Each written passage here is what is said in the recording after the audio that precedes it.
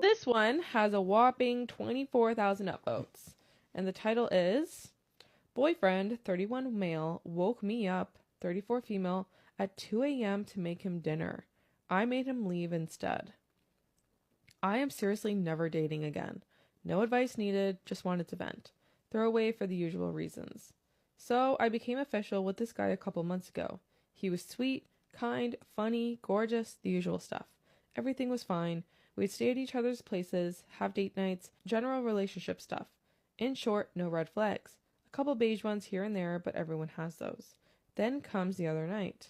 He's currently having to pick up slack at his job due to multiple people quitting. We decided to spend the weekend at my place as his roommates can be quite loud and he needed to concentrate on fixing a system at his job so he can remotely work. Friday is fine. We stay in and between his working, we do a usual couple stuff. Saturday comes and something has gone wrong and the stress is doubled. So he isn't eating anything I make, which is fine. I simply remind him there are leftovers in the fridge. By 11 p.m., he's still working, so I head to bed. I am then startled awake by him at 2 a.m. shaking me, telling me he's hungry now. Confused, I remind him about the leftovers and turn over to go back to sleep, but he gets grumpy and tells me I need to make him something fresh, now. I'm honestly completely confused and so sleepy, while he rattles on about coconut shrimp or something. Still half asleep, I just stare at him as I try to work out what the fuck is happening. I'm guessing my silence pissed him off, as he started having a go at me for not doing my duty as his girlfriend. That woke me up fully, and I told him to get out of my house. His attitude changed then, and he was apologizing, but I just repeated myself, and eventually he left the room. I followed him, picked up his stuff, put it into a bag, and once again told him to get out. He looked like a deer in headlights. He kept trying to say sorry and hug me, and it was only when I threw his car keys into his arms that he realized I was serious, and he left. This was Sunday morning. It's now Monday night, and I still refuse to speak to him. He's tried calling and texting, but I'm honestly just annoyed and dumbfounded. I know I'll have to speak to him at some point, but I don't want to. He's an idiot. If/when I speak to him, I'll update. For now, I'm going to bed. I don't think there's ever Anything to any say. need to talk to him. No. If you have to explain, that's not a relationship that you want to be in. If there's anything left in your house, I would put it in a garbage bag and I would Leave it on the front it on the front step. Like, that's it. There's just move on. There is nothing you else can to ghost talk him, about. block him. Okay, there is an update the next day. Holy sweet Jeebus. That's a lot of notifications. Thank you for your overwhelming support. Glad to know I'm not the only one who thinks this is stupid. Also, to the ones who said I should have just done it or agreed with the man-child, thank you. I needed a laugh today. On to the update. He came into my job to talk and explain that his friend saw a video of a woman being woken up to cook for her man, and they decided to test it out on their partners as a loyalty test. So my initial judgment of him being an idiot was correct. He was surprised when I broke up with him, but he was calm and accepting, albeit sad. Either way, that's over with. To answer a few concerns, nope, no drugs, just bad judgment. No mental health concerns. Yes, he's stressed, but it's surface stress. That'll be fine once his work hires some new people, I'm sure. Honestly, not my concern anymore. Someone mentioned unconditional love. The relationship was less than 3 months. Chill out. Bro, the relationship could be 30 fucking years long. Yeah, literally. You're done. You're done. Seriously though, thank you for even taking the time to read my sleepy ramblings. I'm gonna buy myself a nice bottle of wine once I finished work and as a thank you to myself for not settling. Until next time. Perfect. I love a woman who knows her worth. Oh my god, this is fucked. The top comment on the post: dude's in his 30s and wanted to test his girlfriend of 3 months. What the fuck? What a child. I wonder why he doesn't have a solid relationship. Like, what is with these TikTok trends, like that other story that we had with the guy stealing the ice cream? Oh my god. Yeah. He did it as like a video trend or whatever. Like, you're a grown man. That's embarrassing. This is fucked. I think the woman that agreed to make that TikTok of her husband waking her up at 2 a.m. to cook food, I think she did that as like a way for other women to find out if their boyfriends are pieces of shit. Like, it was a TikTok trap.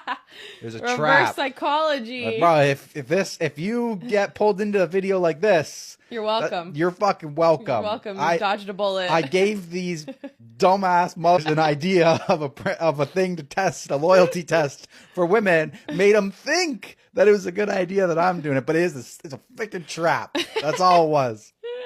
We girls have to have each other's backs. Right? That's so good. All right, this one is coming from Today I Fucked Up. It was the #1 rated post, coming in at 44,000 upvotes, posted 4 months ago. Today I fucked up by trying to bang a goth baddie, and my wife found out. My 31 female wife, 32 female, and I are in a happy and healthy relationship. That said, we've been together since high school, so we both felt we missed out on a little by each being each other's only sexual experiences. We've talked about this at length and decided a few years ago that we are okay with having a few hall passes in our relationship, since we were very much intent to stay together for the rest of our lives and don't want any resentment over missed possibilities. Plus, it's pretty rare that we could even find such an opportunity, as it's a little hard to find hookups when you're in a committed marriage and don't go out much. We even gave each other advance approval in case a situation arises, so long as we're safe about it, and tell each other immediately afterwards. We both used one hall pass. Each was someone we knew well enough but would never see again, and no issue came of it. In fact, it's only made us even more secure in our relationship and how much we genuinely appreciate being with each other. Recently, I had to travel to London for work. I don't normally get to travel for work, so I decided to make a trip out of it and spend a few extra days on my own time in the city after the project was done. My wife couldn't join because she didn't have any vacation time left, but was very supportive of me taking some time to explore since I'd never been to London and she has. Being cheap and being a pretty outgoing guy, when I'm so inclined, I decided to stay in a hostel. I was interested in meeting other travelers since I didn't know anyone in the city and love being sociable with new people. I chatted with several of the people staying there, and in particular a very attractive French girl in her mid-20s who dressed super goth. For context, I loved the goth girl look. I'd been sucked into the goth girlfriend propaganda online, much to the annoyance of my wife. It isn't her style, but she has been nice enough to cater to me by putting on sexy goth outfits on occasion, since she knows it's a huge fantasy of mine. Still, I pester her constantly to be more goth because I enjoy it so much. Anyway, I ended up spending a little time with the goth French baddie. We both went to the hostel's happy hour event and hit it off there. I found out she was recently single and was in London for an art show. Turns out we are both into emo music, and we talked about our favorite bands. I had the thought that she was acting a bit flirty towards me, but didn't think much of it, until I later found myself sharing a sink with her in the hostel bathroom. The hostel was co-ed, so each floor had a shared bathroom with a communal sink, and a door that was meant to keep open, but which people frequently close for the sake of having more privacy than just a stall to shower in. So I'm brushing my teeth while chatting up the real-life version of Shadowheart, who, mind you, is wearing an extremely low-cut top, when she suddenly closes the bathroom door behind us. In my mind, my wildest fantasy about to come true, it's even more exciting because of the adrenaline rush of being in a semi-public setting, and the girl is so into me that she would make such a bold move. I can't believe this is actually happening to me. I instantly get hard. Then she turns around and asks, "Are you interested in learning about our Lord and Savior, Jesus Christ?" What the fuck? She had me cornered for 10 minutes trying to talk me into salvation, while I grew increasingly despondent and immensely disappointed, with the whiplash going from what could have been one of the crowning moments of my life to pure and utter dejection. When I told my wife this story, she laughed for a solid hour. She said it's karma for annoying her about wanting a goth girlfriend. Oh my Top comment. I didn't expect that at all. I'm freaking dead. I'm dying. Top comment. Every woman reading this has a brand new weapon to get away from guys they don't want hitting on them.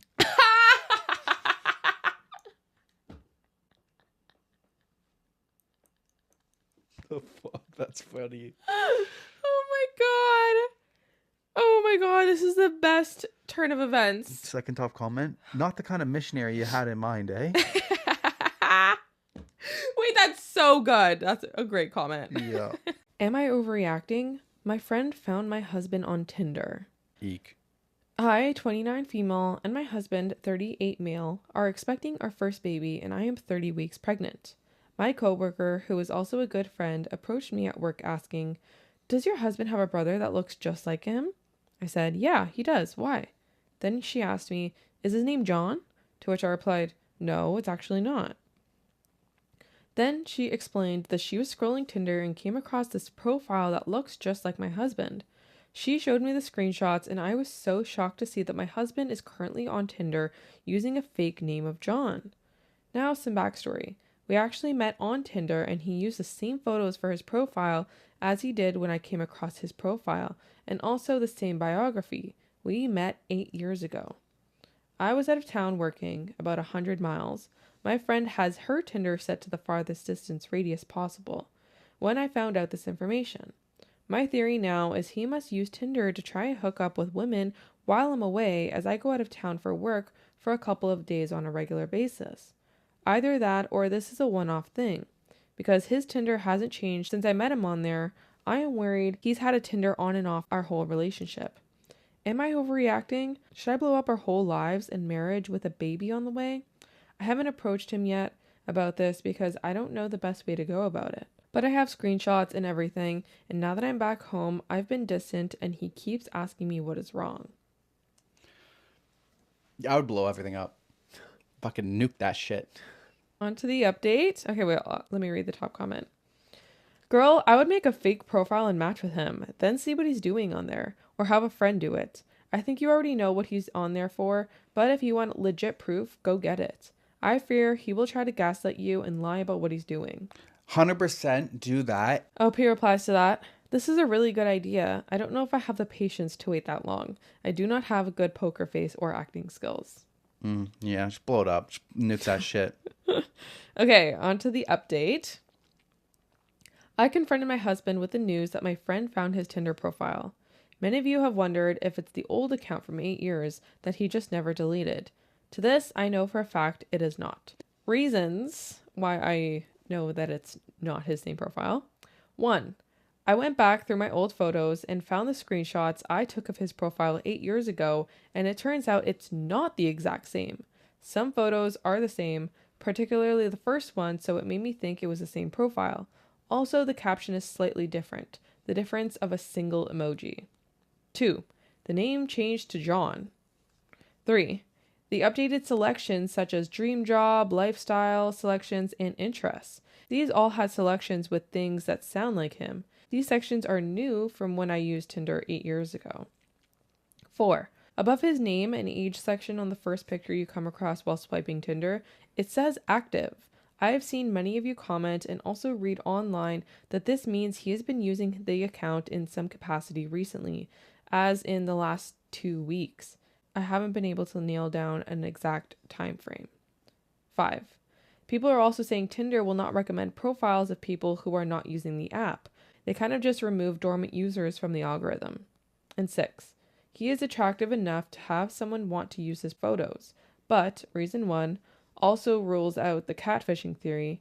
2 of the photos are different from the 8 years ago profile, although still old, and I've seen them before, so this is why I believed it was the same. No one would have access to them. He doesn't have social media. I decided I would just talk to him rather than put myself through the stress of trying to catch him on a date, if you like pina colada style. Being pregnant, I'm really trying to stay calm and as low stress as possible for the health of my baby. Plus, tricking/trapping in relationships just isn't my style. In my mind, he's already caught. The reasons I listed above are enough proof for me. So, as many of you and myself predicted, he has resorted to gaslighting and lying. He vehemently denies that he has been using Tinder, meeting other women, or that he has had sex with anyone else, yet offers no explanation for the presence of his Tinder profile. He implores me to think logically about when he could do this, as he's home with me every night, which is true, but I had to remind him I leave him home alone for at least a couple of days per month. He insists that he loves me and is excited for our baby, etc. But when I asked to see his phone, he refused, saying, I don't want to be that couple who looks through each other's phones. I told him, given the situation, if you won't let me check your phone, then I cannot trust or believe you, and I will have to assume the worst. In my mind, we have been very happy and content recently. Things have just felt good. This just goes to show you never really know a person. I believe there must be something deeply wrong with him or our relationship to want to cheat, especially at this happy time. I've moved into the guest room for now, while I plan my next move. Yes, I will be getting an STD check. Thank you for all the advice, support, and kind words. It's instilled a sense of confidence in me to handle this. If you're not willing to show your phone, you're fucking guilty, bro. Done. You're done. You're done. Either you hand the phone over in that moment, or you're done. And he didn't. That's it. You're done. You just confessed. You might as well just confess at that point. That was a confession.